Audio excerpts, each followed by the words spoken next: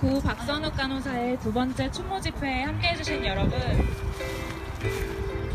추운 날씨에 이렇게 와주셔서 정말 감사합니다. 저는 오늘 집회를 진행하게 된 엄지라고 합니다. 첫 번째 집회는 많은 분들과 함께하기 위해서 광화문에서 열었었는데요. 두 번째 오늘 집회는 장소가 협소함에도 불구하고 아산병원이 보이는 이곳으로 정할 수밖에 없었습니다. 지난 19일 경찰이 고 박선욱 간호사의 죽음은 태움과 관련이 없다, 아산병원에 혐의가 없다고 결정 내렸고 내부 수사를 종결했기 때문입니다. 경찰은 태움 여부를 원내 CCTV 확인과 병원 측의 진술로 판단했습니다. 여기 아마 간호사 여러분이 많이 와 계실 텐데요. 선생님들, CCTV가 보이는 곳에서 차트로 머리를 내려쳐야만 그게 태움일까요? 태움의 가해자는 과연 간호사뿐일까요? 태움이란 대체 무엇일까요? 이 모든 이야기들을 오늘 집회에서 함께 나눠보려고 합니다. 그럼 시작하기 전에 고 박선욱 간호사를 위해 잠시 묵념하겠습니다.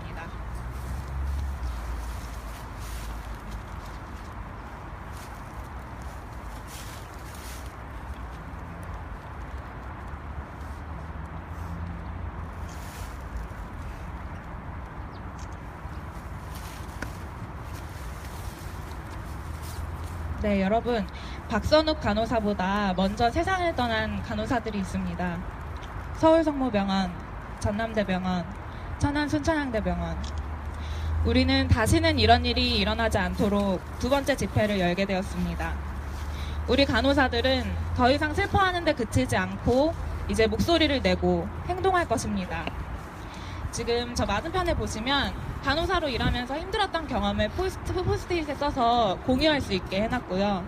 그 옆에는 간호사들이 생각하는 태움을 근절하는 가장 좋은 방법은 무엇인지 또 스티커로 의견을 내주시면 좋겠습니다.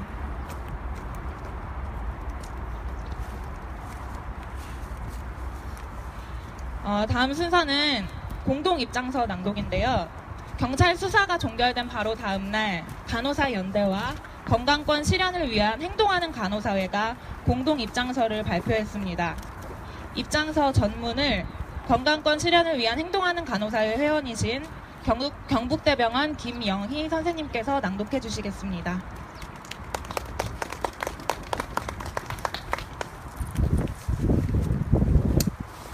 예, 반갑습니다. 저는 대구에서 온 28년차 간호사 김영희라고 합니다. 예, 저도 지난 설 연휴 때 이 소식을 듣고 그 이후에 이게 이제 아산병원, 현대 아산병원이라는 얘기를 듣고 제일 먼저 이렇게 생각났던 게 저희 병동에 아산병원에서 일하다가 온 후배 간호사가 있었는데 왜 그 아산병원 좋은데 거기를 관두고 이 대구로 왔느냐 이걸 물으니까 현대 아산병원이 근무 시간 외에 시간의 노동이 너무나도 힘들다고, 근무 시간 중에 일을 다 못해서 나머지 남은 숙제들을 도서관에서 해야 된다고 이 얘기를 들으면서 정말 12시간 정도를 병원에서 있어야 된다고 이 얘기를 들으면서 참 그 얘기가 제일 먼저 생각이 났고, 아산병원이 드디어 올 것이 왔구나 이런 생각이 들었습니다. 그런데 이런 아산병원이 이런 문제들, 간호사의 죽음에 대한 이런 문제들을 해결하지 않고 개인의 문제로 치부해버리는 이것에 너무 화가 납니다. 그래서 이 태움이라는 이 문제는 이 간호사 혼자만의 문제가 아니고 결국에는 점점 그 병원이 돈을 벌기 위해서 돈벌이 병원으로 가는 이 속에서 간호사가 정말 많은 환자를 봐야 되고, 그러면서 가르치는 프리셉터 간호사는 간호사대로 힘들고, 신규 교육 기간이 부족한 신규 간호사들은 간호사들대로 힘든 이런 근본적인 문제들을 해결하지 않는 이상 제2의 박선욱 간호사는 계속 생긴다고 생각을 합니다. 그래서 그런 근본적인 문제들을 해결하기 위해서 우리 모두가 이렇게 모였고, 저 또한 앞으로 이런 문제들을 해결하기 위해서 좀 더 적극적으로 열심히 하도록 하겠습니다. 그러면은 입장서 낭독을 하도록 하겠습니다. 고 박선욱 간호사 관련 경찰 내사 종결 발표에 대한 입장서. 태움 문화는 있었지만 가해 사실은 없었다. 송파경찰서의 발표는 거짓이고 박선욱 간호사를 2번 죽이는 것이다. 고 박선욱 유가족은 경찰의 회유에도 불구하고 수사 결과에 동의하지 않았다. 태움의 시스템을 만든 서울 아산병원과 이를 방치한 보건복지부는 누가 처벌하나? 설 연휴였던 지난 2월 15일 서울 아산병원에서 6개월 차 신규로 근무하던 고 박선욱 간호사가 고층 아파트에서 투신하여 스스로 목숨을 끊었다. 이 사실은 간호사 커뮤니티의 익명 게시판에 대형 기업병원에서 한 신규 간호사가 자신을 태우던 선배의 이름을 유서에 남기고 자살했다라는 글이 올라오면서 사건이 수면 위로 떠올랐다. 해당 게시글은 현재 삭제되었지만 당시 수많은 댓글이 달리며 사건 진상에 대한 의혹을 불러일으켰다. 이후 고 박선욱 간호사는 생전에 결혼까지 약속했던 남자친구가 고인의 죽음이 태움이라 불리는 직장 내 괴롭힘 때문이었다는 글을 인터넷상에 게시하며 이 사건이 일파만파 세상에 알려지게 되었다. 그로부터 한 달여의 시간이 흐르는 동안 수많은 언론이 고 박선욱 간호사의 사망 사건과 함께 간호계의 고질적인 병폐로 알려진 태움에 대하여 앞다투어 보도하였고 국회에서는 태움방지법이라는 법안까지 발의가 될 정도로 이 사건은 주요한 사회 문제로 대두되었다. 지난 3월 3일 광화문에서 열린 추모 집회에는 300여 명의 간호사와 시민이 참석하여 고인을 기리며 진상규명 및 병원의 사과와 재발 방지를 요구하였다. 이는 유가족이 공개 입장서를 통해 밝힌 요구사항이기도 하다. 간호사들 사이에서도 태움에 대한 미투가 이어지고 있다. SNS 혹은 언론사와의 인터뷰 등을 통하여 자신이 당했던 태움의 내용을 폭로하고 이러한 태움을 극대화하는 기형적인 의료 시스템에 대하여 적극적인 개선의 필요성을 주장하고 있다. 간호사 1인이 담당해야 하는 환자가 너무 많은 탓에 신규 간호사는 제대로 된 실무 교육을 다 받기도 전에 독립하여 한 사람의 몫을 해내야만 한다. 신규를 교육하는 선임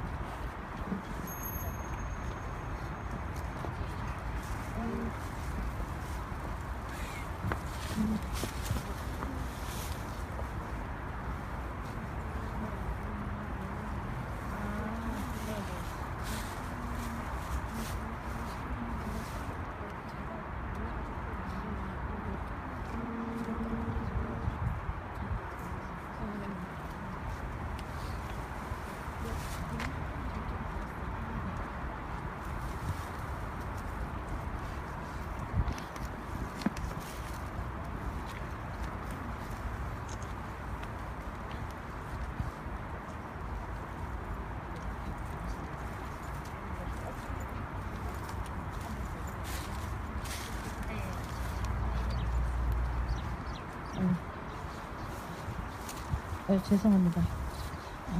간호사들 사이에서도 태움에 대한 미투가 이어지고 있다. SNS 혹은 언론사와의 인터뷰 등을 통하여 자신이 당했던 태움의 내용을 폭로하고 이러한 태움을 극대화하는 기형적인 의료 시스템에 대하여 적극적인 개선의 필요성을 주장하고 있다. 간호사 1인이 담당해야 하는 환자가 너무 많은 탓에 신규 간호사는 제대로 된 실무 교육을 다 받기도 전에 독립하여 한 사람의 몫을 해내야만 한다.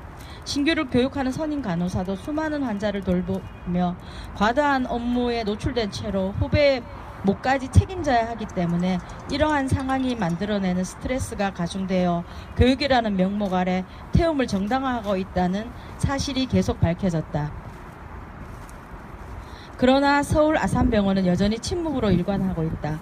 해당 병원의 간호사가 태움을 언급하며 스스로 목숨을 끊었음에도 불구하고 내부 조사나 유족에게 사과조차 하지 않고 있다. 서울 아산병원이 눈꽃만큼의 자성도 보이지 않고 있는 가운데 경찰은 이른바 태움 가해를 확인할 수 없었다라는 결론을 내리며 내사 종결을 발표했다. 고 박선욱 간호사와 관련해 참고인 조사 등을 벌인 결과 폭행, 모욕, 가혹행위 등과 관련한 자료를 발견하지 못했다는 것이다. 이에 대하여 유가족은 동의하지 않았다. 그러나 경찰은 마치 유가족 동의하에 수사가 종결된 것처럼 발표하여 유가족이 강하게 반발하고 있다. 그동안 유가족은 병원 측 진술에만 의존하는 수사가 미흡하다고 생각하여 지속적으로 항의해 왔으며 경찰 조사 결과도 납득할 수 없다는 입장이다. 과연 경찰은 태움이 실체를 가지고 눈에 보이는 형태로 존재한다고 생각하는 것일까? 경찰은 도대체 어디에서 태움의 증거를 찾으려고 했던 것일까? 태움이라는 표현은 추상적인 것 같지만 너무도 명확하다. 태움은 다른 말로 표현하자면 학대이다.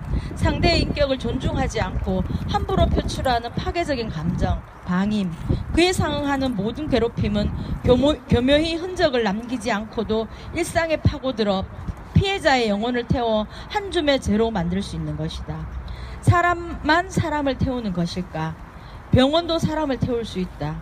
신규 간호사가 혹은 간호사 1인이 혼자서 감당할 수 없는 업무를 짊어지고 일하는 것을 알면서도 방치하는 병원의 시스템 또한 간호사를 태우고 있는 것이다. 이처럼 간호사를 연료로 태워 사용하고 더 이상 탈 것이 없이 소진되면 폐기하고 마는 이것이 바로 지금까지 대한민국의 병원들이 간호사를 소모해온 양상이다. 그동안 열악하다 못해 비인간적인 대우를 받으며 임상에 지쳐 떠나가는 간호사들에 대한 대책은 늘 간호대 정원을 늘려서 밑빠진 독을 채우려고만 하는 기이한 구조를 반복해온 결과이다. 턱없이 부족한 인력으로 시간과 비용 대비 효율을 끌어올려야 하니 동료와 후배를 채찍질하여 시스템이 돌아가게 하는 이른바 태움을 암묵적으로 용인해온 배경이기도 하다. 대한민국의 간호계는 이처럼 태움이 존재할 수밖에 없는 구조이다. 도저히 감당할 수 없는 고통으로 몰아넣는 모든 행위가 바로 태움이며 이러한 고통에서 살아남기 위해 인간은 태움을 정당화한다. 고통을 외면해야 버티고 살아낼 수 있기 때문이다. 가해자는 어떠한가? 생명을 다루는 직업이라는 명분 아래 엄격한 교육이라는 애매한 테두리 안에 언제든지 가해자라는 죄책감에서 벗어날 방법을 만들어낼 수 있다.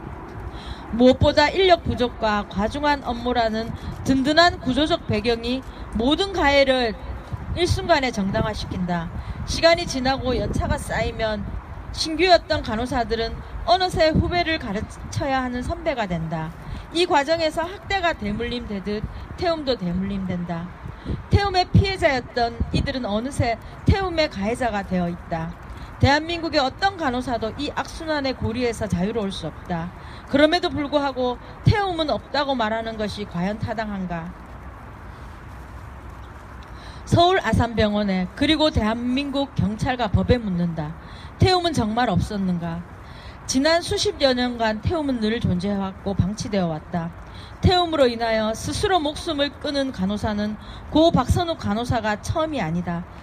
우리 사회가 이번에도 죽음을 선택할 수밖에 없었던 이에 고통을 외면하고 가해를 밝힐 수 없다는 변명으로 넘어간다면 우리는 또다시 안타까운 죽음을 반복하게 될 것이다. 한 사람의 생명을 무시하면 나의 생명도 그렇게 된다. 지금이라도 서울 아산병원은 더 이상 회피하지 말고 진상규명과 재발 방지를 위한 구체적인 대책을 마련하고 경찰과 검찰은 다시 수사해야 한다. 보건복지부는 저비용 고효율을 위해 병원에서 벌어지고 있는 끔찍한 문제를 해결하기 위해 간호인력 충원과 법제도 개선 등 구조적 체계를 바꾸어야 한다. 건강한 국민, 간호사도 건강한 행복한 일터를 만드는 것이 지금 국가가 해야 할 일이다.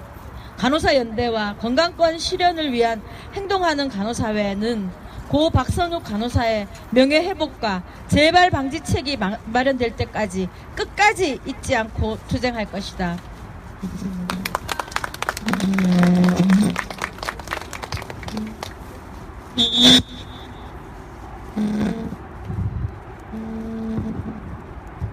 네, 다음 순서는 연대 발언인데요. 기형적인 의료구조 아래 고통받는 우리 간호사들과 함께하는 분들이 계십니다. 오늘 집회에 큰 힘을 실어주러 오신 사회진보연대 김태훈님의 발언이 있겠습니다.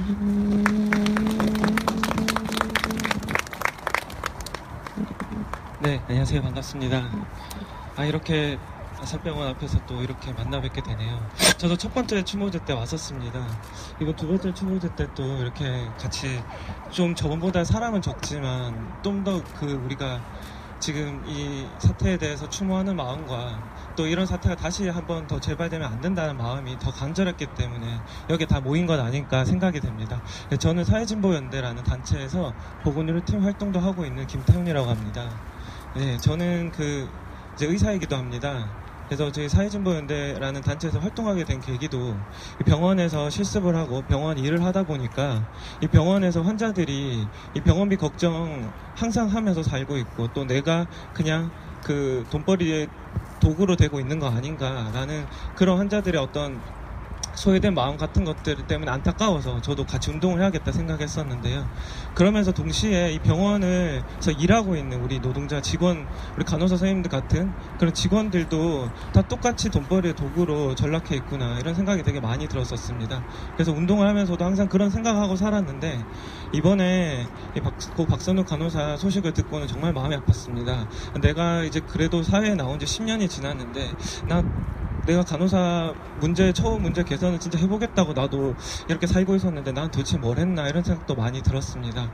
또 그렇게 된 것 중에 하나가 저도 이제 아까 전에 의사라고 했지만 저도 결혼을 앞둔 여자친구가 간호사입니다. 근데 소식을 들으니까 저도 딱 똑같은 생각이 들더라고요.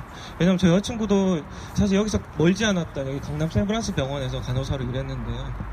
계속 병원을 그만두겠다고 맨날 얘기하고 저는 사실 저도 병원 경험이 있지만 간호사랑 똑같은 경험이 아니기 때문에 항상 그것을 공감을 다 해주지도 못했고 마음 아파했었습니다. 특히 한번 사고도 있었습니다. 저 여자친구도 역시 약물 같은 걸 자기가 실수한 건 아닌데 이제 다음 이렇게 인계 과정에서 실수를 하게 됐는데 그러니까 자기 탓이 아니었고 병원에서 아무런 얘기도 없었는데도 그 할머니셨는데 그 할머니가 계속 꿈에 나온다고 저한테 괴로워했었습니다. 저도 해줄 게 없어가지고 그래서 그냥 기도라도 해라. 종교를 믿는 건 아닌데 그냥 기도라도 해라. 물을 떠놓고 기도라 하든지 여자친구도 종교가 없기 때문에 어때야 될까 이러다가 기도라도 해라. 그런 얘기를 했었던 기억이 있습니다. 결국 여자친구도 그때 이후로 도저히 못 견뎌서 3년을 일하고 그만뒀었는데요. 그래서 이번에 딱 얘기를 들으니까 내 여자친구도 똑같이 그랬을 수 있었다. 나도 똑같은 사람일 수 있었다 생각이 들어서 더 가슴이 아팠습니다. 저희 사회진보연대에서도 입장을 냈었었는데요. 그 관련해서 간단히 말씀을 드리면 이번에 경찰서 발표가 있었죠. 그러나 그 경찰서 발표에서는 그냥 증명 가능한 그런 우리가 흔히 말하는 그냥 정말 언어적인 폭력이나 신체적인 폭력 거의 그런 수준의 어떤 조사를 증거가 없다는 식으로 끝낸 거 아닌가 생각이 들었습니다. 그러나 사실상 그 태움이라는 것, 신규 간호사에 대한 폭력이라는 것은 제대로 된 인력을 갖추지도 못하고 제대로 된 교육도 하지도 못하고 그래서 저희가 비유하기로 신병에게 총 쏘는 교육도 안 시킨 다음에 전쟁터에 내보는 것과 무엇이 다르냐. 이 병원이라는 곳이 요즘에 돌아다니는 페이스북에 보니까 여성들의 군대다 이런 얘기도 나오더라고요. 병원 간호사 생활이라는 게 여성들한테 군대 생활이랑 똑같다. 실제로 저도 똑같다고 생각이 드는데요. 아무튼 그렇게 제대로 된 교육을 하지 못했던 것들, 인력을 제대로 충원하지 못했던 것들이 바로 이 태움이었다라고 생각이 들었습니다. 특히 이번에 왜 이런 태움 문화 같은 것들이 왜 생기느냐 저희도 좀 연구를 해봤습니다. 실제로 그런 거에 대한 연구도 많이 없더라고요. 그럼 정부도 그런 거에 대해서 좀 더 책임 있게 왜 이런 문제가 발생하고 대책이 있어야 될지 설명해야 될 것 같은데요. 그나마 연구된 것 중에 하나가 대만에서 간호사들에 대한 인터뷰 조사를 했던 걸 봤는데요. 거기 역시 프리셉터들이 왜 그렇게 인격적으로 프리셉티드를 이제 교육받는 사람들을 모욕하는가 이런 관련해서 프리셉터들도 똑같이 괴로워하는 게 두 가지가 있다. 지금 자기도 교육을 하면서 자기도 노동을 해야 되기 때문에 너무 힘들어한다. 두 번째, 내가 교육을 하지만 제대로 교육을 못했을 경우에 그것이 나의 책임으로 또 돌아올까봐 또 교육하는 것 그 자체를 엄청 부담스러워한다. 누구나 신규 간호사일 때가 있고 프리셉터가 될 때가 있고 그저 올드가 되는 거잖아요. 그렇기 때문에 그런 그 프리셉터들의 그 고충을 들어봐도 역시 결국 해결책은 충분한 인력 충원이 중요했다. 그리고 제대로 된 교육 시스템을 만들어서 그 교육이 제대로 되고 있는지 병원 차원에서 더 나아가서 우리 정부 차원에서 그 교육, 신규 간호사에 대한 교육 그 체계에 대해서 확인하고 책임져야 된다라는 생각이 들었습니다. 그래서 지금 유가족들도 요구를 하고 있습니다. 제대로 된 진상 규명도 하고 실태 조사도 하고 아산병원이 책임 있게 사과하고 대책을 마련해야 된다. 그리고 정부도 마찬가지라고 생각하는데요. 저희도 그렇게 생각합니다. 아산병원이 일단은 책임 있게 공식적으로 사과를 해야 되고요. 두 번째로 방금 말씀드린 것처럼 신규 인력 충원 방안과 신규 간호사 교육 방안에 대해서 교육 개선안에 대해서 책임 있게 공개적으로 말을 해야 된다고 생각합니다. 두 번째로 정부도 최근에 이렇게 간호 인력 대책이라는 식으로 나왔었는데요. 사실 그건 이미 이전부터 그 대책이 나올 거라고 다 예상을 하고 있었던 대책이었던 것 뿐인데 그 대책 역시 이번에 이 사고 이런 안타까운 죽음이 있었음에도 불구하고 정부의 어떤 대책이라는 거는 새로 개선된 지점은 별로 없고 다 모호하게 가이드라인이나 뭐 현재 건강보험 수가로 개선하겠다. 계속 매번 수가만 얘기하고 있으나 실제로 그 수가는 병원의 매출로만 갈 뿐이지 그게 실제로 간호사들에게 돌아가는 건 아니지 않습니까? 그래서 그런 걸 봤을 때 정부가 확실하게 가이드라인이 아니라 간호사들의 인력 기준에 대해서 특히 이번에 중환자실 같은 경우는 사실상 환자 한 명당 인력 한 명이 가는 게 제일 맞다라고 하는데 그런 병원 이 세상에 없지 않습니까? 아산병원조차도 그러지 못하고 있는데요. 아산병원이 가장 우리나라에서 제일 매출이 크고 가장 큰 병원 아니겠습니까? 아산병원부터 그렇게 해야 된다고 생각이 듭니다. 인력부터 충원하고 아까 전에 말씀드린 대로 신규 간호사 교육을 배치해야 된다 생각합니다.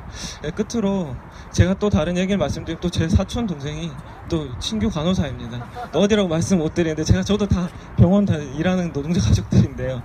제 사촌 동생 1년 차인데 제 외삼촌이 그 집안의 큰 첫째 딸이다 보니까 그만두지 말라고 계속 지금 그러고 있어요.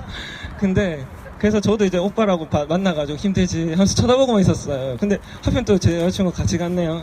제 여자친구가 바로 같이 그 얘기를 하더라고요. 저는 병원 맨날 출근할 때마다 길거리에서 차가 지나가면 저기 내 뛰어들어가지고 부딪히면 병가로 좀 쉬지 않을까. 매번 오프 때마다 병원 가는 거 걱정했던 친구거든요. 제 여자친구도. 그러니까 그 얘기 딱 하자마자 갑자기 그 공부했던 제 사촌 동생이 갑자기 눈알 반짝반짝거리면서 맞아요 하면서 저도 그 생각해요. 그러더라고요.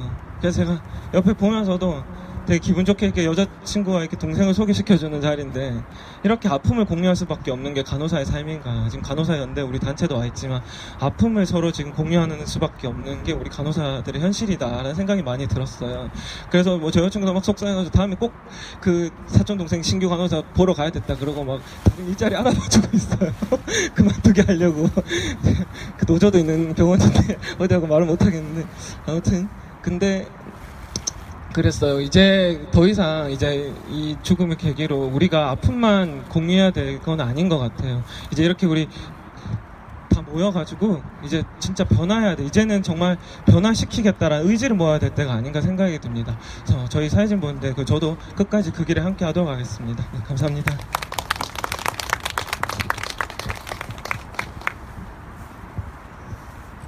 귀한 연대 발언 정말 감사합니다. 다음 순서는 그 간호사 선생님들의 자유 발언 시간인데요. 첫 번째는 전직 간호사로 일하셨다가 현재는 11년째 웹디자이너로 일하고 계신 이민화 님입니다.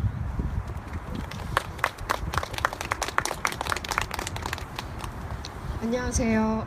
저는 12년 전에 간호사를 그만두고 지금은 웹디자이너로 살고 있는 이민화라고 합니다. 저는 태움을 당하지는 않았습니다. 하지만 태움에 대해서는 너무나 잘 알고 있습니다. 왜 그럴까요? 태움이라는 악습은 간호사들에게 늘 공기처럼 존재하고 있기 때문입니다. 직접 당하지는 않았지만 분명히 태움의 순간을 눈으로 보았고 귀로 들었습니다. 우리나라 간호사가 맡은 환자의 수는 너무 많습니다. 나의 실수로 환자가 위험에 처할 수 있다는 공포만으로도 너무 힘든 직업입니다. 태움이 없는 상황에서도 견디기 힘듭니다. 그 과중한 업무 위에 태움이 더해지면 걷잡을 수 없는 일들이 일어납니다. 저는 14년 전 지방의 한 중소병원에서 일을 했습니다. 그 당시 저는 간호사 한 명이 35명 이상의 입원한 환자를 맡으면서 비어있는 응급실에 환자가 도착하면 뛰어가서 응급실 업무까지 봐야 했던 과중한 업무를 맡았습니다. 그리고 그뿐 아니라 회식 때 일어났던 의사의 성추행, 간호사의 수가 작아서 제대로 간호가 이루어지지 않자 화가 났던 보호자의 칼부림 사건 등 많은 일들을 겪었습니다. 퇴사 직전에는 많은 간호사들의 응급사직, 갑작스러운 환자의 사망, 간호사의 수가 부족해 이교대를 한 등 무기력한 상황이 되풀이되어 여러 차례 자살 충동을 느끼다가 도망치듯이 간호사라는 직업을 포기하게 되었습니다. 간호사를 그만둔 그 순간부터 꽤 오랫동안 저를 부끄러운 도망자라고 생각했습니다. 부모님이 힘들게 마련해주신 학비를 모른 척한 나약하게 제 안입만 위해서 간호사를 그만둔 도망자라고 생각을 했습니다. 그렇게 힘들어하며 지내다 보니 자연스럽게 간호사들의 안위는 남의 일처럼 느껴졌습니다. 그러던 어느 날 서울대병원 간호사 처벌금 문제, 이대 목동병원 신생아 중환자실 사건, 밀양 세종병원 화재, 그리고 서울 아산병원 간호사의 죽음까지 접하게 되었습니다. 그리고 얼마 되지 않아 발표된 경찰 측의 내사 종결까지. 저는 이 사건들을 지켜보면서 견딜 수 없었습니다. 저의 힘들었던 경험은 저만의 일이 아니었습니다. 나도 너였다라는 이 집회 문구는 모든 간호사들의 마음일 것입니다. 저는 예민하거나 나약했던 게 아닙니다. 저처럼 경력이 단절된 많은 간호사들도 예민하거나 나약해서 그만두게 된 것은 아닐 것입니다. 다만 살기 위해서 혹은 괴물이 되지 않기 위해서 그만뒀을 거라고 생각합니다. 이런 힘든 환경에서 간호사들이 어떻게 변해가는지 너무나도 잘 알고 있습니다. 병원이 잘못되었고 법이 잘못되었습니다. 이제는 간호사들이 자신의 목소리를 낼 때라고 생각합니다. 감사합니다.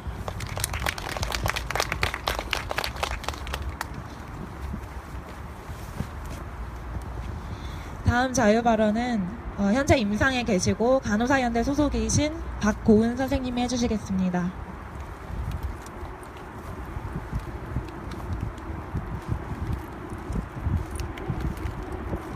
안녕하세요. 간호사연대 소속 박고은 간호사입니다.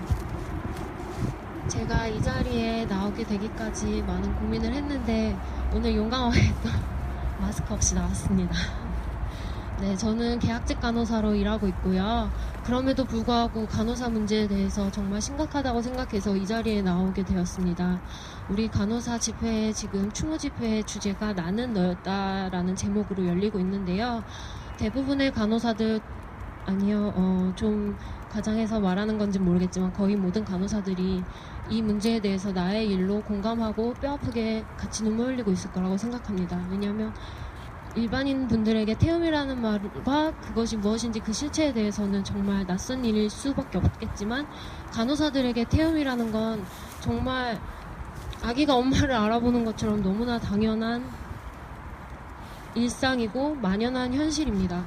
태움이라는 것은 참 어렵게 생각하면 태움이 뭘까? 그냥 괴롭히는 건가? 정말 영원히 쟤처럼 될 때까지 태운다는데 그게 뭔지 잘 모르시겠지만 알기 쉽게 예를 들자면 태움은 내 일이 남의 책임이 될 수 있을 만큼 책임을 전가시키는 것이기도 하고 혼자서는 도저히 감당할 수 없는 환경에 몰아넣어서 방임시키고 방치시키고 혼자 해결할 수 없는 돌볼 수 없는 환자를 혼자 돌봐야 하는 상황에 빠지기도 하고 또 나의 실수가 다른 이에게 전가되었을 때 그때 옆에서 지켜보고 아무도 도와주지 않는 그러한 모든 것들까지도 다 태움으로 볼 수 있다고 생각합니다.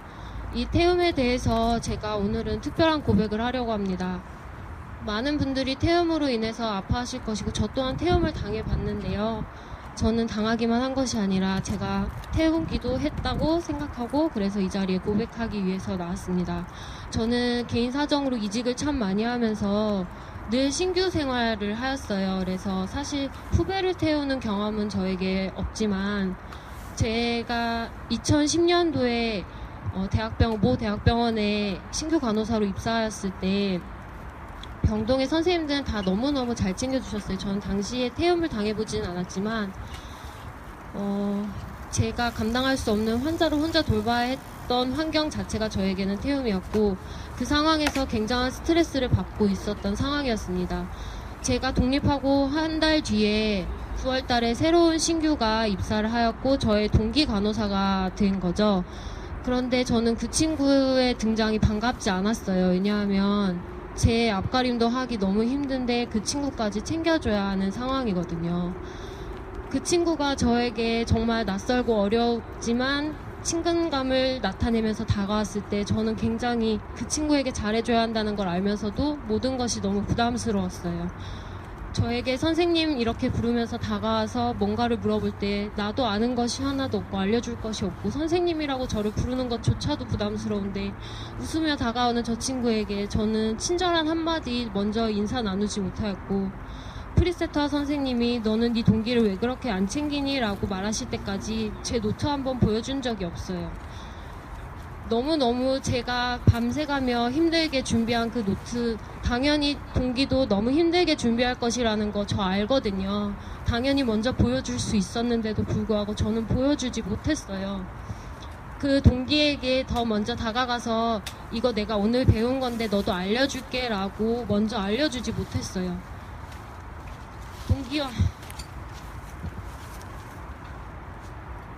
퇴근길에 같이 차 한잔 마시면서 오늘 힘들었지라고 서로 다독일 수 있지만 저는 그러지 못했어요. 왜냐면 제가 너무 죽을 것처럼 힘들었거든요. 저는 당시에 저밖에 보이지 않았고 아무런 주변을 돌아볼 여력이 없었어요. 아마 모든 신규 간호사들은 저 같은 신규 시절을 보냈을 거라고 생각합니다. 그럼에도 불구하고 선배들이 많이 도와주고 제가 방에 들어가서 나오지 못하면 지나가던 길도 아닌데 굳이 찾아와서 뭐가 힘드니 잘 안 되는 게 있으면 도와줄게 라고 말하면서 도와주셨던 선생님들이 계셨어요. 그분들 덕분에 저는 7개월 동안 신규 생활을 버텼지만 개인 사정으로 병원을 그만두게 되었고 그 오랜 후에 동기를 다시 만나게 되었을 때 동기는 여전히 병원에서 힘들게 병원 생활을 하고 있었습니다. 그런 후에 저는 직장을 옮겨서 건강검진센터에 들어가게 되었고 그곳에서 확장 이전하면서 간호사가 부족하여 제 대학 동기를 부탁해서 같이 일하게 되었는데 대학 동기이고 친하게 지냈던 친구이니까 더 잘해줘야지라는 마음이 들었어요. 그때는 저도 조금은 자리를 잡았던 시기라서 마음의 여유가 있었기 때문이죠. 그런데 친구를 데리고 다니면서 이것저것 알려주고 정말 친한 친구니까 정말 열심히 알려줬어요. 열과성을 다해서 알려줬다고 생각했는데 방금 알려준 내용에 대해서 그런데 이건 뭐야 고은아? 라고 친구가 물어보더라고요.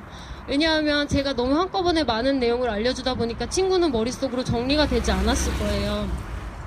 그래서 당연히 친구는 그렇게 물어볼 수 있죠. 저도 같은 경험이 있었으니까요. 그런데 저도 모르게 그만 내가 방금 알려줬잖아 라고 핀잔 주듯이 말해버렸어요. 정말 친한 친구였는데도 불구하고요.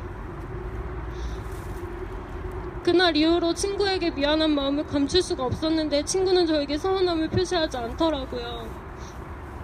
여러분 그런데 이게 저만의 일일까요? 세상의 많은 간호사들은 지금도 이렇게 일을 하고 있고 후배와 동료를 대하고 있습니다. 어쩔 수 없이 날카로워진 환경에서 정말 착한 사람도 나쁜 사람이 될 수밖에 없고 이태움이라는 것이 정말 가르침이라는 명목하에서 사람을 너무 죽고 싶을 만큼 괴롭히는 그런 인성적으로 악랄한 괴롭힘도 포함합니다. 그래서 저는 인성의 문제도 있다고 생각하지만 그 인성의 문제를 보완할 수 있는 구조적인 문제가 더 크다고 생각합니다. 그래서 이 자리에 이렇게 나오게 되었습니다. 제 아들이 8살인데 제 아들도 어린 아들도 친구를 괴롭히면 안 된다는 거 알고 친구와 어떻게 하면 사이좋게 지내야 하는지 친구 사이에는 어떤 언어를 표현해야 하는지 알고 있어요. 성인인 우리들이 그걸 몰라서 입에 담을 수 없는 욕을 면전에 대고 하고 비난하고 정말 고통스러운 발언들을 하게 되는 걸까요? 우리는 근육주사 약물을 정맥으로 주사했을 때 그 환자가 사망할 수 있다는 것을 알지만 고의적으로 실수하는 것이 아님에도 불구하고 분명히 실수하는 상황이 생깁니다. 그러면 어찌되었든 내가 고의적으로 저지른 실수가 아니어도 그 일에 대해 분명히 책임을 져야만 합니다. 의료인이니까요. 그런데 왜 우리는 이런 인격을 죽일 수밖에 없는 발언들 서슴없이 하는 걸까요? 이 발언이 초래할 결과에 대해서 우리는 알고 있는데, 저는 이 문제에 대해서 간호사들 깊이 생각해야 한다고 생각하고요. 이것은 비단 간호사의 문제가 아니에요. 정말 이것을 방치하고 내버려두는 사회 구조적인 문제를 이제는 해결해야 합니다. 지난 집회에서도 말씀드렸지만 우리 분노의 화살이 동료에게 향하지 않아야 하고요. 우리가 이렇게 힘들게 일하고 있는 것은 내 동료가 일을 못해서가 아니에요. 내 동료는 이제 막 병원에 들어왔고 대학에서 정말 수많은 전공 수업과 실습 시간을 거쳤지만 면허가 아직 발급되지 않은 비의료인이기 때문에 실습 기간 동안 우리가 배울 수 있는 임상의 내용은 정말 한정이 되어 있습니다. 모든 것은 면허를 취득한 후에 병원에서 실제로 일을 하면서 배워야 하는데, 이 배움의 과정에서 우리가 정말 고통스럽게 프리셉터도 자기 환자를 담당하면서 신규를 가르쳐야 되는데, 정말 신규가 실수하면 환자가 죽을 수 있는 상황에서 예민하지 않게 가르칠 수 있는 사람도 별로 없을 겁니다. 그리고 그 과정에서 스트레스 받지 않고 신규 시절을 버텨낼 수 있는 간호사도 별로 없을 거고요. 모질고 독한 마음으로 버텨낸 간호사들이 병원에 남아서 후배를 가르칠 때 그 후배가 더 빨리 하지 못해서, 더 정확하게 하지 못해서 사고 칠까봐, 그리고 그게 자기의 책임이 되니까, 이 모든 구조와 문제를 변화시키지 않으면 이 악순환은 끊임없이 반복될 겁니다. 모든 신규는 선배가 될 수밖에 없거든요. 그리고 신규만 태움을 당하는 것도 아니고 7년차가 3년차를 태우고 18년차가 10년차를 태웁니다. 이것은 신규만의 일도 아니고요. 모든 간호사의 일이며 그 간호사가 일하고 있는 병원 근로 환경의 문제입니다. 여러분, 그래서 우리는 이제 이 목소리를 온 세상에 크게 내야 합니다. 그동안 우리 숨죽이며 살았고, 병원에서는 그냥 네가 참어, 아무 말도 하지 말고 그냥 네가 참어, 시간이 지나면 해결될 거야. 시간이 지나면 해결되는 게 아니고요. 나는 더 이상 괴롭힘 받지 않는 연차, 뭐 저 정도 말쯤은 내가 한 귀로 흘려 보낼 수 있는 그런 연차가 버릴 뿐인 거지, 고통이 사라지는 게 아니에요. 문제가 해결되는 것이 아닙니다. 우리는 이제 이것을 더 이상 방치하지 말고 문제를 해결해야만 합니다. 그래서 우리는 앞으로 더 많은 모임을 가질 거고, 더 많은 목소리를 낼 거고, 더 많은 활동을 할 것입니다. 많은 간호사분들께서 우리 간호사의 연대가 앞에 나와서, 그리고 행동하는 간호사회가 앞에 나와서 많은 여러 사회단체들이 우리를 위해서 이 문제에 대해서 함께 목소리를 내주고 계십니다. 그런데 우리 당사자들인 간호사들이 앉아서 이 일을 구경만 하면 안 됩니다. 더 이상은 남의 일로 생각하지 말고 나의 일로 여겨주시길 바라고, 나의 일을 스스로 해결할 수 있도록 자기가 있는 곳에서 목소리를 내주셨으면 합니다. 이상입니다. 감사합니다.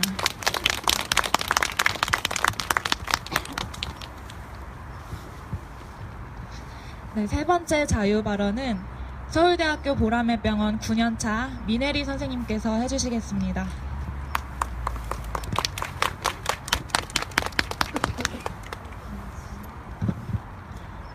네, 방금 소개받은 간호사 미네리입니다. 요즘 미투 운동이 활발합니다. 보통 미투는 피해자가 이야기하지만 저는 오늘 반대로 가해자 입장에서 이야기해 보겠습니다. 이 자리에 서서 발언을 하는 것이 두려웠습니다. 하지만 태움이라는 것을 온전히 개인의 문제로 인식하는 댓글들과 근본적인 원인을 모르는 척하는 정부 대책을 보면서 어려워도 간호사인 제가 해야겠다고 다짐했습니다. 저는 지금은 병동이 아닌 곳에서 근무하지만 그때를 되돌아보면 저는 좋은 선배 간호사가 아니었습니다.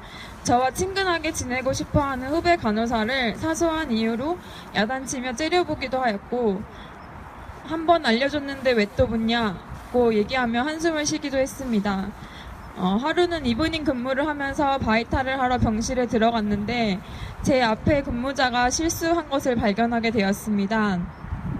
여러 과의 환자를 담당해야 했고 근무와 더불어 새로 발령받은 신규 간호사에게 교육도 해야 하는 날이었습니다. 이미 너무 버거웠기에 앞 근무자의 실수에 화가 났습니다. 화가 난 저는 퇴근한 간호사에게 전화를 해서 실수를 지적하며 수간호사에게 알리겠다고 다그치며 보고서를 써오라고 했습니다. 좋은 간호사란 어떤 사람일까요? 저는 왜 좋은 간호사가 되지 못했을까요? 다시 병동으로 돌아가 근무한다면 이제는 좋은 간호사가 될 수 있을까요?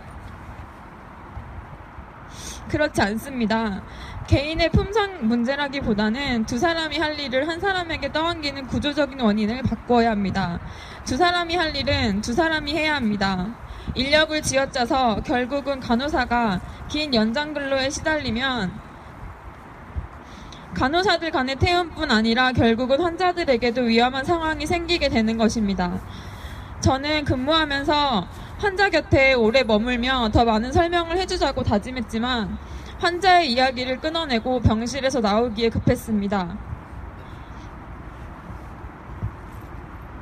대한민국 간호사들에게는 그런 시간은 허락되지 않았으니까요.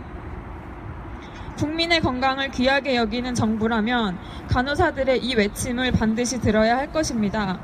간호사 1인당 적정 환자 수를 법제화해 주십시오. 눈 가리고 아웅하는 방식 말고 근본적인 문제부터 해결해야 합니다. 태움과 환자 안전은 간호사의 처우 개선과 긴밀하게 연결되어 있습니다. 경청해 주셔서 감사합니다.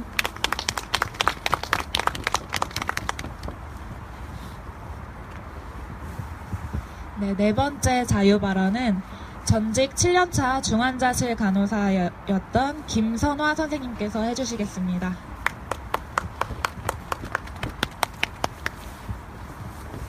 안녕하세요. 저는 김선화 간호사입니다. 저는 대형병원에서 중환자실에서 7년차로 일하다가 며칠 전에 사직을 했는데요. 제가 사직을 결정할 때 주변에 많은 비의료인 지인분들이 왜 그 좋은 직장을 그만두냐, 이제 좀 적응하고 일을 할 때가 잘 할 때가 되지 않았느냐, 어려울 게 뭐가 있냐 라고 모두 만류하셨지만 그 만류들을 뿌리치고 저는 사직을 결심할 수밖에 없었습니다. 그 많은 태움들을 겪어내고 7년차가 되어서 저는 더 이상 그 태움의 대상에서는 벗어날 수 있었지만 들을 지켜주지 못했습니다. 반에서 중고등학교에서 이제 학급에서 왕따나 이런 문제들이 발생하게 되잖아요. 근데 꼭 가해자뿐만 아니라 그 주변에서 같이 그 친구를 지켜주지 못하고 방관하는 친구들도 저는 그 왕따의 책임에서 일말의 죄책감도 가질 수 없다고 생각하거든요. 그런 마음이었습니다. 따뜻하게 손 한번 먼저 내밀어주지 못하고 혼나고 있는 후배를 제가 가로막고 지켜주지 못하고 그런 상황들이 반복될 때마다 저는 방관자가 된 기분이었고 그런 제 자신을 마주하는 일이 점점 더 힘들어졌습니다. 그래서 사직을 결심할 수밖에 없었고 다시는 임상에 발을 들여놓지 말아야지, 다시는 병원 쪽은 쳐다보지도 말아야지 라는 생각으로 사직을 결심하게 되었는데요. 그런 제가 이 자리에 선 이유는 우리는 더 이상 서로를 탓하고 비난해서는 안 된다고 말하고 싶어서입니다. 열악한 근무 환경에 지쳐 서로를 탓할 수밖에 없었던 지난날의 슬픔을 이제는 가슴에 새기고 단합하여 한 목소리를 내야 될 때가 되었다고 생각합니다. 아직도 정부에는 간호사의 열악한 실태를 잘 파악하고 이를 정책에 반영해줄 만한 전문가가 없는 듯합니다. 며칠 전 기사를 보았는데요. 정부가 간호사의 열악한 근무 여건 개선을 위해 2022년까지 간호사 10만 명을 충원하기로 했다는 내용이었습니다. 물론 그 10만 명은 유유 인력을 활용하는 방향이 아닌 신규 정원을 늘려서 충원한다는 내용이었는데요. 간호사 면허 취득자의 50%에 육박하는 수가 유유 인력임에도 불구하고 정부는 또 신규 인력을 양성해 내려는 생각밖에 하지 않고 있습니다. 이런 기사는 이제 더 이상 놀랍지도 않습니다. 언제까지 밑빠진 독에 물붓기를 해야 할까요? 정부가 내놓는 이런 정책들을 보고 있자면 이 사회에서 간호사는 그저 저렴한 값에 고용할 수 있는 의료계의 일용직 노동자인 것 같습니다. 전문가가 되기 위해 공부하고 꿈을 품고 병원에 입사한 간호사들이 채 몇 년을 채우지도 못하고 열악한 환경에 놀라서 도망치듯 임상을 떠나고 있는데 손바닥으로 하늘을 가리는 정책들만 나오고 있습니다. 병원에서 간호사는 전문가가 아닌 그저 저렴한 값에 다양한 업무를 도맡아 해주는 그저 가성비 갑인 인력 취급을 받고 있습니다. 이런 와중에도 병원은 재무조사 결과 인건비를 줄여야 한다며 가장 큰 비중을 차지할 수밖에 없는 간호사 수를 우선으로 조정 대상에 올려놓게 됩니다. 간호행위가 수가화되지 못해 당장 눈에 보이는 수익이 없는 탓일 겁니다. 그 결과 간호사 수는 줄고 업무 강도는 꾸준히 증가하고 있습니다. 기본 업무 강도 외에도 환자, 보호자, 의사들의 폭언과 폭행, 성희롱, 응급 상황에서의 스트레스, 긴장감 등이 자꾸 간호사를 궁지로 벼랑 끝으로 내몰고 있습니다. 벼랑 끝에서 아슬아슬하게 버티고 있는 간호사에게 자꾸 일을 던져줍니다. 병원 인증, 신규 간호사 교육 등을 말이죠. 벼랑 끝에 서 있다 밀려 떨어질 뻔한 간호사는 화를 내며 소리를 지릅니다. 그만 밀라고 말이죠. 그랬더니 너 왜 화를 내냐며 개인의 탓으로 책임을 전가합니다. 여러분, 우리는 더 이상 이런 상황을 서로를 탓하며 개인의 탓으로 돌리면 안 됩니다. 한 사람 한 사람 목소리는 작아서 별 힘이 없을지라도 그 목소리 하나하나가 모이면 큰 소리가 되고 우리 간호사 집단의 목소리가 될 수 있습니다. 그 목소리로 현재의 구조적인 문제들을 하나씩 둘씩 고쳐나가다 보면 더 많은 미래, 더 행복하게 일할 수 있는 미래가 좀 더 빨리 우리 곁에 올 수 있을 것이라고 생각합니다. 추우신데 경청해 주셔서 감사합니다.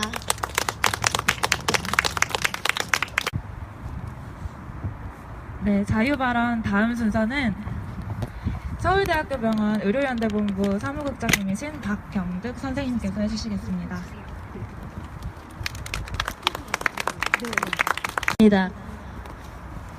네, 정말로 즉석 발언이라서 복장이 좀 불량한 점 이해해 주십시오. 간호사를 연료로 태우는 병원이라고 여기 쓰여 있네요. 저는 간호사가 아닙니다. 간호사를 연료로 해서 돌아가면 뭔가 이익이 나와야 되죠. 연료로 태워서 뭘 작동시키고 이익을 얻어야 됩니다. 누가 이익을 얻는지 잘 생각을 해봐야 될 것 같습니다. 사실 노동자가 이렇게 노동 환경에서 희생되는 사례는 많이 있습니다. 그러나 제가 간호사 집회에 가보면 좀 특별한 점이 있습니다. 누가 적인지를 잘 알 수 없는 점입니다. 태웠던 간호사가 적인지, 간호사 인력 기준을 마련하지 않은 정부가 적인지. 그런데 여러분, 이렇게 간호사를 연료로 태워서 돌아가는 저 공장으로 이익을 보는 사람이 누구일까요? 이 아산병원은 저도 학교를 졸업하고 나서 여기 병원이 그때 졸업하기 전에 세워졌는데요. 당시에 아시아에서 가장 큰 병원이라고 했습니다. 대한민국이 아시아에서 가장 큰 병원을 만들면서 의료 세계 인류의 병원을 만들겠다. 세계 인류의 의료를 제공하겠다고 했습니다. 저 병원을 보십시오. 세계 인류의 병원이라서 정말 아픈 환자들이 가서 밝은 희망을 찾고 고쳐져서 나오는 그런 희망찬 건물로 보입니까? 이젠 괴물이 된 공장처럼 밖에 우리 눈엔 보이지 않습니다. 누가 세웠습니까? 삼성과 현대는 사회에서 벌어들인 이익을 다시 환원하기 위해서 우리는 비영리 재단을 만들고 병원을 만들겠다고 했습니다. 그러나 그 병원은 어떻게 돌아가고 있습니까? 간호사, 그리고 병원 노동자, 심지어 의사인 전공의까지 모두 활활 태워서 그 연료로 이익을 내고 자본을 불려가고 있습니다. 정부에 요구하죠. 간호인력 기준 만들어 달라고. 정부가 하기 싫겠습니까? 특히 촛불 집회, 촛불혁명 이후에 나온 정부입니다. 문재인 정부를 지지하지 않지만 문재인 정부가 국민들이 진짜 제대로 치료받고 돈 걱정 없이 치료받고 간호사들이 죽어나가지 않는 그런 병원 만들기 싫겠습니까? 그러나 힘들 겁니다. 바로 전 의사 집회를 보십시오. 의사들도 이제 뭉쳐서 집회를 하는 그런 세상입니다. 문재인 케어 반대라고 합니다. 저도 문재인 케어 반대입니다. 하지만 이유는 다르죠. 지금 이 상황에서 그나마 할 수 있는 최선이라고 정부는 문재인 케어를 넣어놓았습니다. 그러나 의사들은 반대합니다. 문재인 케어하면 의사들의 수익 보장할 수가 없다고 합니다. 그래서 자기들이 돈을 많이 못 벌면 질 좋은 의료를 못 준다고 합니다. 이 아산병원도 아마 반대할 겁니다. 의료는 이제 대한민국에서 정부가 제공하는 서비스가 아닙니다. 자본이 제공하는 서비스고 자본은 그걸로 이익을 받습니다. 간호사만 죽은 것이 아닙니다. 집배 노동자도, 반도체 노동자도, 조선 노동자도 죽습니다. 왜 죽을까요? 계속 그 죽음으로 이익을 보는 자들이 있기 때문입니다. 순진한 간호본부장이 있었습니다. 서울대병원에도 착한 간호본부장이 있었습니다. 간호사들이 1년, 2년 만에 그만두는 게 너무 안타까워서 정말 병원 측에 간호사가 자꾸 그만두는 게 병원의 손해라고 돈 계산까지 했습니다. 신규 간호사를 교육시키는 교육비, 새로 옷 맞추는 비용, 프리셉터, 프리셉티가 같이 일하는 그 시간 동안 이중 인건비.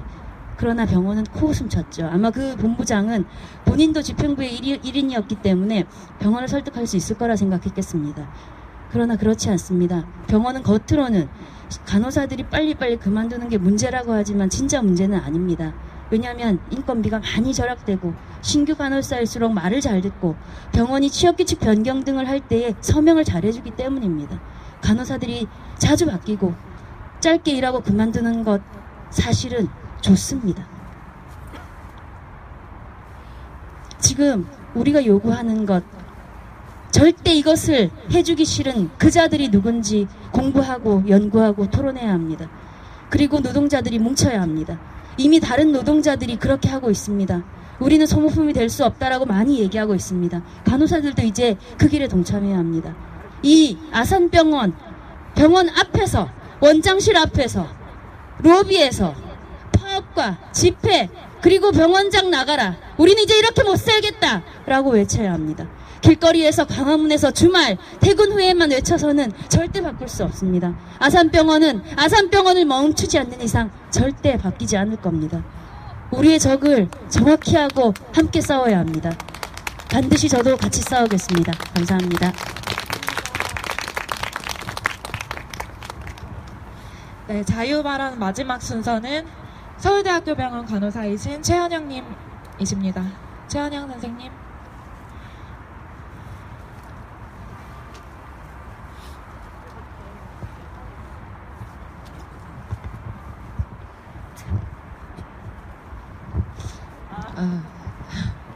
안녕하세요. 이렇게 날씨가 추운데도 자리를 떠나지 않고 계속 계셔주셔서 너무 감사합니다. 저도 내과 중환자실에서 처음 간호사로서 일을 시작했습니다.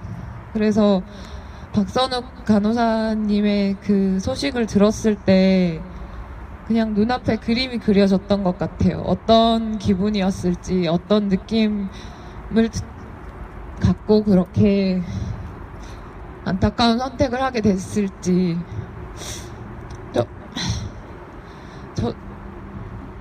제가 내과 중환자실에서 처음 일하게 된 건 2011년이었었는데 저도 정말 많이 힘들었던 것 같아요. 퇴근하는 길에 그냥 저도 모르게 교통사고가 났으면 좋겠다. 어디가 하나 부러지면 내일 출근하지 않아도 되지 않을까. 근데 사직이라는 게 너무 무서웠던 것 같아요. 그 당시에는 서울에 아는 사람도 없고 그만두고 집에 내려가면 뭘 어떻게 해야 하나 이런 막막함도 들고, 그래서 뭔가 아무한테도 혼나지 않고 일을 안 하게 되는, 출근을 하지 않아도 되는 게 없을까. 그래서 사고가 났으면 좋겠다는 생각이 드는, 그런 생각이 나도 모르게 울컥울컥 올라오는 게 너무 두려웠어요. 사실 이성적으로 냉정히 생각하면 제가 사고가 나거나 크게 다치거나 하는 게 결코 좋은 일이 아닌데 그런 생각을 제가 통제할 수 없는 게 너무 두려웠던 것 같아요. 그래서 너무 힘들게 근무하고 돌아가는 길에는 지하철역에 플랫폼에 가까이 서는 게 무서웠던 것 같아요. 나도 모르게 충동적으로 뛰어내리거나 할까봐, 너무 후회되는 선택을 할까봐 그런 게 두려웠던 것 같아요.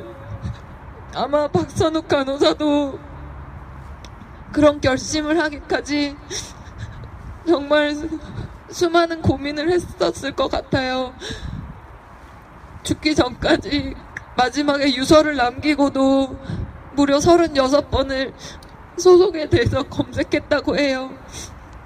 그 검색 결과에 박선욱 간호사가 지푸라기라도 잡는 심정으로 알고 싶었던 어떤 결과가 나왔었더라면 그런 선택을 하지 않았을까, 이런 생각이 들었어요.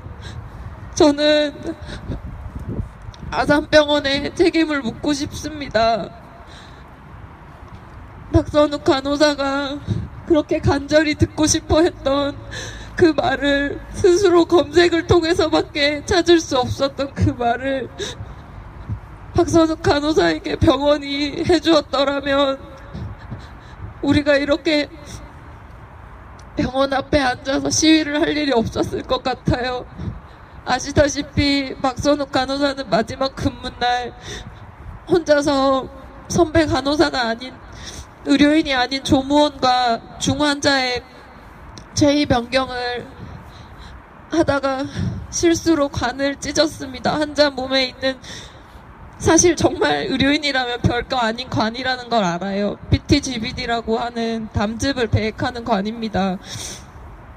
그 당시도 응급 상황이 아니었기 때문에 의사는 응급으로 다시 재시술을 하지 않고 정규 시간에 다음날 하자고 전문의가 판단을 내렸을 정도로 정말 큰일이 아닌 사건이었는데, 그 사건에 대해서 정말 큰일이 아니다라고 안심시켜주는 사람이 없었을 것 같습니다.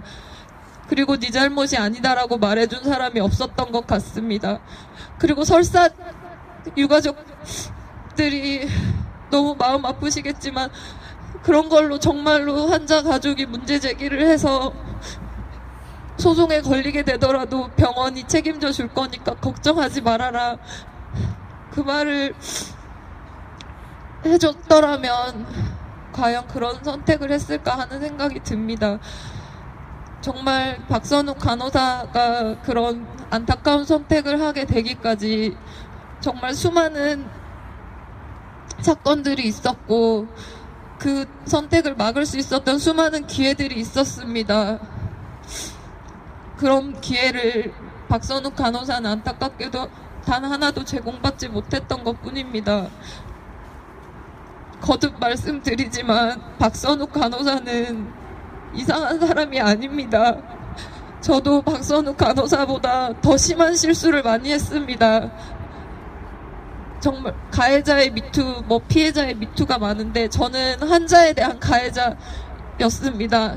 저는 환자에게 정말 주어서는 안 된 약물을 준 적도 있고 정말 많을 겁니다. 간호사들의 미투가 터져 나오지 않는 건 우리 간호사들도 공범이기 때문입니다. 인력이 부족한 상황에서 환자에게 늘 죄책감을 느끼면서 죽음을 앞둔 환자가 간절하게 부를 때 침대 난간을 흔들면서 목소리가 나오지 않는 환자가 간절하게 저를 부를 때 저는 그 손길을 수없이 외면했습니다. 왜냐하면 제가 보는 다른 환자가 더 심각한 상황이었기 때문입니다. 모니터상에 그 사람은 정상이었지만 그 사람이 부르는 그 손짓을 모니터만 보고 외면할 수밖에 없었습니다.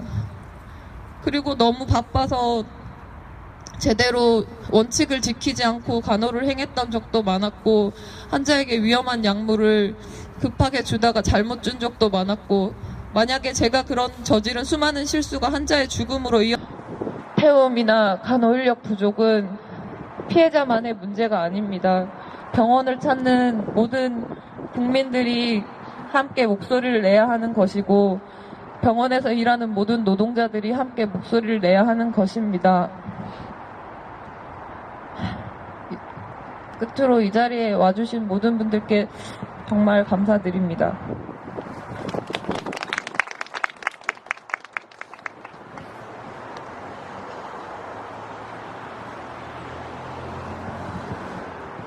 발언은 이상으로 다 끝났고요.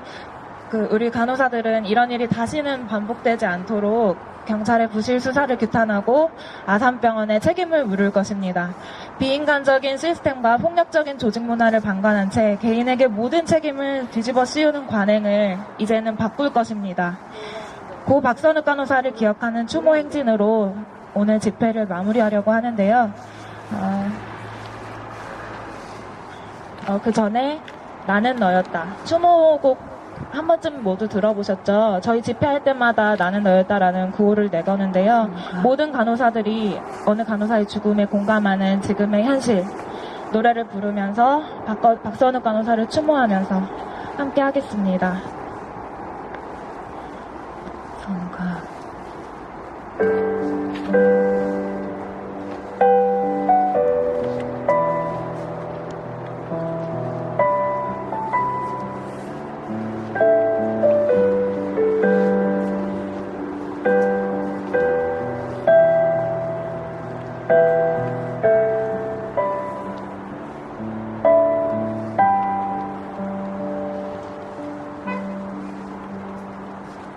나는 너였다.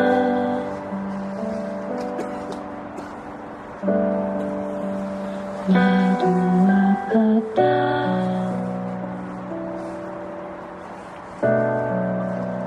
너를 보고 싶어도 볼 수 없구나.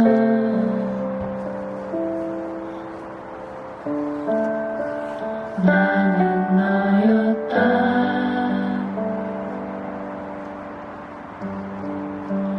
나도 울었다.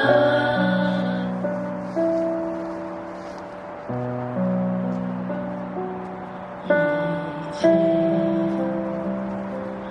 더는 울지 마라.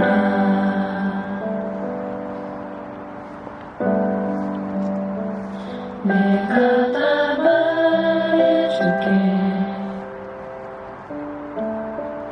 네가 누군지.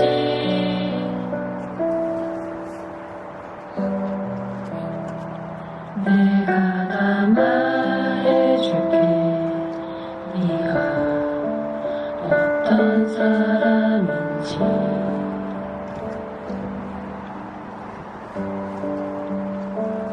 내가 널 기억할게. 너를 잊지 않을게.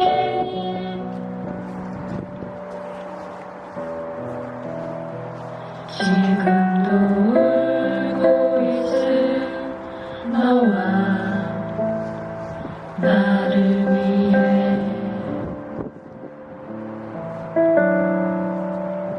너는 나였다.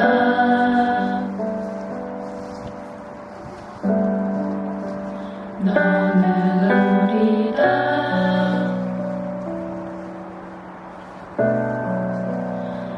스스로를 잃어가 아픈 우리다.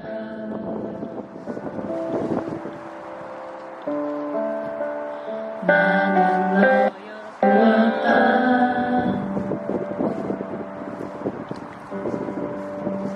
나는 너이다.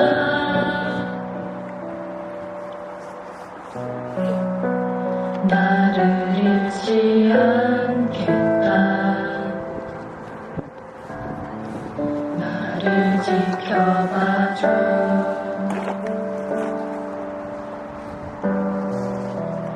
더는 울지 않겠다. 나는 너이다.